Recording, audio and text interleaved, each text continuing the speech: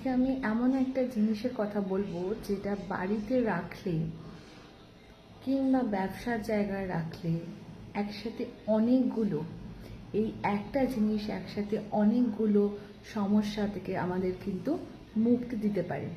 অর্থ সংক্রান্ত সমস্যা, কোনো বাচ্চার পড়াশোনায় মন বসছে না, অথবা ব্যবসার উন্নতির জন্য, বা বাড়িতে সুখ সমৃদ্ধি সম্পদ নিয়ে আসার জন্য এই একটা জিনিস বাড়িতে রাখুন।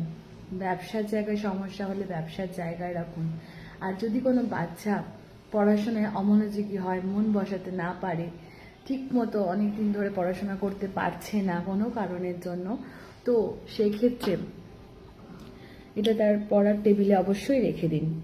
সেটা হচ্ছে লাফিং বুদ্ধ। লাফিং বুদ্ধকে বলা হয় সৌভাগ্যের প্রতীক। তাই লাফিং বুদ্ধ বাড়িতে থাকলে ভীষণ